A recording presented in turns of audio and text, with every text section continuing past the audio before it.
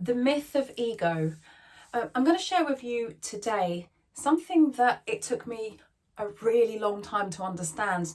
That's going to be the case with most of us, which is why most of us find ourselves doing what everyone else does, getting stuck in a rut, pretending that we're okay with things when really we're not.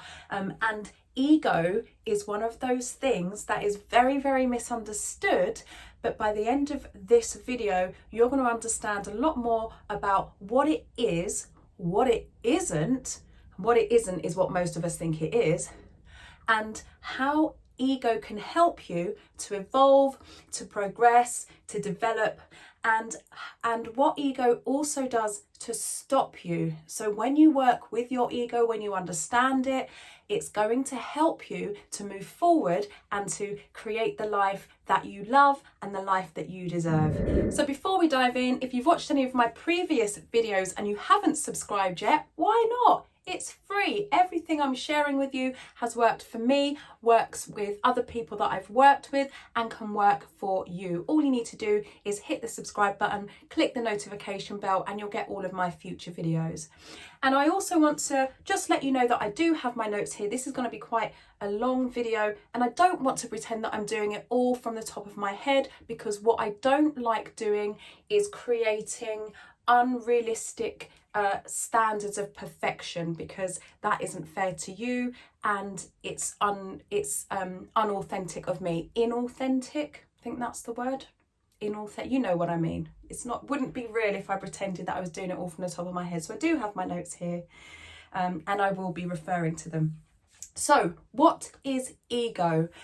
Most of us, for most of our lives, believe that ego is an over proud representation or an over proud presentation of a person. So if you were to say that I had a big ego, you would probably imagine that I love myself, that I think I'm amazing, maybe think that I'm better than other people, and maybe go walk around as if I expect to be treated in a different way, expect to be treated better than other people. You might have heard, or you might have even said, oh, look at her, she's got a huge ego, or he's full of ego, or what an egomaniac, my boss is a real egomaniac, that singer, that film star is a real egomaniac. You may have heard that. And that is actually a misunderstanding because of the misrepresentation of what ego is. What ego actually is a cognitive mechanism that we develop as children to protect ourselves from either perceived danger or real danger. So back in caveman days, cavewoman days, cave person days, back in the days when we lived among nature more and day-to-day life was more of a life or death situation because of animals, because of the forces of nature, because of weather, having to go out and forage for food, having to catch our food and not being able to just go down the road and pick it up in a packet. And as humans, and before we became Homo sapiens, we developed this sense and this set of ideas in our minds, consciously and subconsciously, about what was dangerous, what is safe, and how to protect ourselves from what is dangerous. Now, as we progress into Homo sapiens, or Homo sapiens, however you call it, want to pronounce it, and we come into more of a industrialized society, there are lots of different predators. So perceived predators and real predators, and you know what I mean. So a real predator might be an abusive partner, or an abusive or a bully at school, or a bully at work, an abusive boss, someone who doesn't want what's best for you and only uses you for exploitation and to assert their own agenda in a way that hinders your progress, your growth, and your well-being.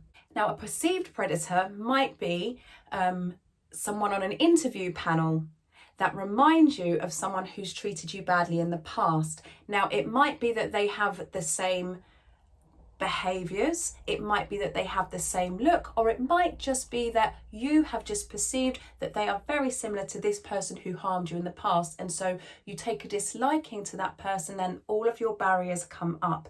Now, where it might be helpful to you is if you're traveling home late at night, specifically if you feel vulnerable and there is not very many people around, and there are one or two people around you that you feel might be dangerous. That's where your ego might come up, and this is your fight, flight, or freeze mechanism, and this is where ego comes from. So let's keep it very simple. If you're a technophobe, you might want to learn how you can create emails, keeping it very simple. Now, there was a time that none of us knew how to write emails, okay?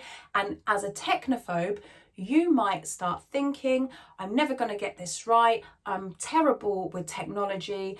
I don't know what I'm doing. I'm going to make a fool of myself and I'm going to get it wrong. And that would be an example of your ego coming up and saying to you, don't do this. Get someone else who knows better to do it for you. You're not good enough. You'll always mess things like this up. You're terrible with technology. You're going to mess this up and you're going to make a fool of yourself. That is a case of ego. So you can see there are a few examples there of where ego can help you and where it can hinder you. Now, in a situation where you're trying to improve your life, you're making decisions about upgrading your life, you're doing things differently and you're doing something new, this is where your ego will really, really flare up. It's going to be very, very uncomfortable. If you're someone who always says yes to people, for example, and you want to start taking your life into your own hands more, and you want to start saying no more often, you're going to get resistance from your ego. Your ego is going to tell you, how dare you be so selfish? You should know better. You know that this person needs your help and all you're doing is thinking about yourself. You're possibly and likely going to get resistance from the person or the people that you're saying no to that you usually always help. Now, if it's your children, your partner, your parents, another family member, it can be very, very difficult, especially if you feel that they're vulnerable. It can be very difficult to say no to them and to start drawing your own boundaries.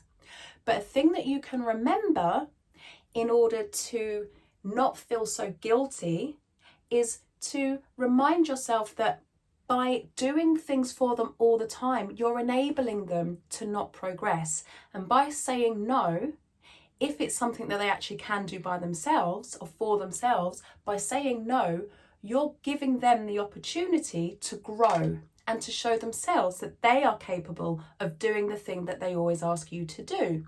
Now, it may be the case that they already know that they're capable, but they just want someone else to do it for them. And it's very comfortable for them. Now, if they can't do it for themselves, they can always ask somebody else, okay?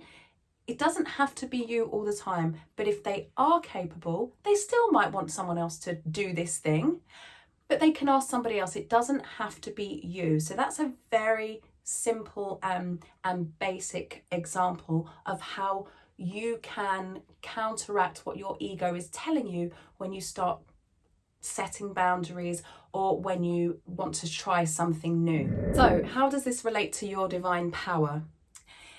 The ego can directly block your divine power. And what I mean by your divine power is the ability within yourself to see the unseen, to go beyond the parameters that you would normally go to do something new, to do something different, and to change the way that you do things. And ultimately, in this case, to start changing your life so that you can speak your truth and live your truth without fear, guilt, or anger. And if this is a route that you'd like to take, if this is a journey that you'd like to start, then go to the pinned comment or the description and claim your free playbook. So my playbook, the Divine and Fearless Divine AF playbook, that is going to take you on a 3-day journey. We start you quite gently and you're going to start to unpick the things that have been holding you back. We're going to take you right back to the beginning, to what you love, even if you think you don't know or can't remember what that is. So the playbook is a 3-day mindset reset, let's say. And you can do it all in one day if you'd like, but 3 days is the best way to do it. So go to the pinned comment or the description and click that link there. So when you start connecting to your divine power, you're going to find that you feel more confident. You're going to be able to say things and do things that you felt that you weren't able to say and do before. You're going to be able to do things that you haven't even thought about, that you didn't even know were existed. You might find that you want to be a champion windsurfer. You might find that you want to set up a nursery. You might find that you want to create antique jewelry, something one of my cousins does. I don't know why that popped into my head right then, but one of my cousins, he collects antique jewelry and he remakes them in a modern take on the way they would have been worn back in the past centuries and even thousands of years ago. It's wonderful. It's something I never even knew was a thing. You might find that you want to groom horses or become a glass blower. Who knows? You may just find that you want to stop working for your boss and set up your own business. Who knows? It may be something very big, it may be something very small. You may just decide that you want to drink more water and eat more healthily, and that's fine as well, because you're going to reap the benefits from doing that, believe me. When you step into your divine power and you live in your divine power, you're going to find that you grow not just personally but professionally. That promotion that you wanted, that new job that you wanted, you are going to find that it comes easily. You're going to be able to manifest the things that you want effortlessly. You're going to take yourself on a whole new journey of self-discovery. And during that self-discovery, you will build up a new persona, a new identity, an identity that serves you much better than your past identity did in the past. And the reason it was there, the reason that you created this identity, as we've talked about, is that your ego that's there to protect you, told you and convinced you that this was the right thing to do. And it probably was the right thing for you to do at the time that you started doing it. But you wouldn't be here and you wouldn't still be listening if you didn't think that it's time to make a change. So those changes don't have to be huge. They can be very small. So that's why I recommend taking my Mindset Reset playbook, the Divine AF playbook. Like I did, you're going to be able to end the cycle of toxic relationships. It may be that you've been in one toxic relationship for a very long time, but you'll be able to end that cycle in a way that helps you to grow. And you will come up against resistance from yourself and from the people around you. But when you come up against resistance, that is where growth happens. I've been teaching for a really long time. I'm actually a voice coach. I've been a music lecturer and I've been teaching since 2003. And I've always said to my students, and I know from my own experience, that when things are difficult, that is when growth happens. That is when learning happens. That's when you make progress. And once you start to see the benefits of saying no, of setting boundaries, of doing what you love, you will feel liberated, you will feel more yourself, and you'll want more of it, because you're going to find that the rewards outweigh the doubts. So how do you know when your ego is coming into play? Well, I gave you some examples earlier, and I'm going to give you some more now. So I'm going to go back to my notes. Notice the voice of your ego. It might talk to you in terms of fear. So listen to the words or the sounds or the feelings that come up when you feel nervous. What if they don't like you anymore? What if it doesn't work? You shouldn't do this. You should do something else. You can't do this. You've never been able to do this. All right, so those are the types of words that might come up for you, or the feelings that might come up for you. Now, instead of fighting it, thank it. This is a very strange concept, I know, and it might come across as a strange concept. It was at first to me, like, why would I thank it? What am I thanking? You're thanking yourself for wanting to protect yourself. Your ego is a part of you. It's not separate from you. It's a part of you. It developed because of your life experiences. So thank yourself, thank your ego for trying to protect you. And you can tell yourself, thank you for protecting me. I don't need protection in this situation because. And you may not know what the because is. You can just say, I don't need protection in this situation because it's time for me to grow. When you sit down and you just take some time just to listen to yourself, listen to your thoughts, and understand that your thoughts aren't necessarily true.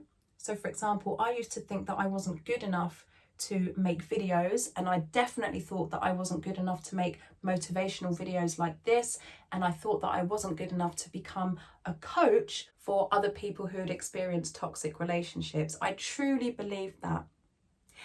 And when I started to understand that just because I thought that was the case, that it isn't true, I noticed that in lots of situations, for many years, I've given advice to people, I've helped people, I've inspired people, I've motivated people to do things that I've done. And lots of people over the years have sent me messages, told me down the pub, told me around their house for dinner that I've inspired them in lots of different ways. And so when I wanted to make this channel and came up against so much resistance, I took some time to think, why do I not feel good enough? And all of these thoughts flooded in. And then I asked the question, where is the proof that I'm not good enough? And I couldn't find any. I couldn't find any proof. Now, you might find proof that you're not good enough, but it doesn't mean that just because you found the proof that it's real proof. That's just evidence according to your perception. So having a go will prove to you that yes, it might be challenging, but actually, yes, you can also do what you've never done before, or whatever it is that your ego is resisting. Take courageous action. So just take small steps. If you decide that you want to start running marathons, you're not going to start by running a marathon. You're going to take some time to do some research, get a pair of proper trainers, some proper running shoes, get the right kit that's going to stop you feeling very uncomfortable when it gets sweaty. Maybe get an app to encourage you. Find the right route for you. Find some stretches that you do before you start running. And maybe even join a running group so that you have a group of people around you to support you, to encourage you, and to challenge you when the time is right. Celebration. I love this part. I celebrate way too much. It's really important to celebrate your wins. I don't celebrate too much. I just love partying, really. And partying doesn't always mean going out and, you know, dancing and drinking 5 pints of beer. I do that. Definitely do that. But it doesn't always mean. Celebration can mean, I made this video, I didn't think I was going to. Well done you. Just a well done you is good enough. When I have done something that I've found difficult, that I've been resisting, I always thank myself. And that thanking myself is a thank you to the part of me that didn't want to do it, so my ego, the part of me that did it anyway, and the part of me that battled through it even when I was cringing. So the first video that I made for this channel, you can go back and watch it. I'll link it somewhere around here. When I made that first video, I was terrified. I knew that what I was saying was true. I knew that what I was sharing could help people, but I still had that thought inside my head, you're not good enough. But I couldn't think of a good enough reason not to make that video. And when I finished it, I edited it and I tried to find a reason not to upload it, But when I uploaded it and then shared it, I said, well done you, that was difficult. I'm still getting the palpitations now and this sick, icky feeling that I had in my stomach when I first shared it. It's still there, because it was only 3 weeks ago that I shared that first video from the time of making this one. But I said to myself, well done. And I said, thank you for pushing through, even though it was difficult. And I promise you, my lovely, if I can do it, so can you. Stay divine. Stay in your divine power. Step into your divine power. Hit like if you've enjoyed this video. Share it with someone that you think is going to benefit. And if you would like to get started, take my free Mindset Reset Divine and Fearless playbook. It's in the pinned comment and in the description. See you very soon. Ciao.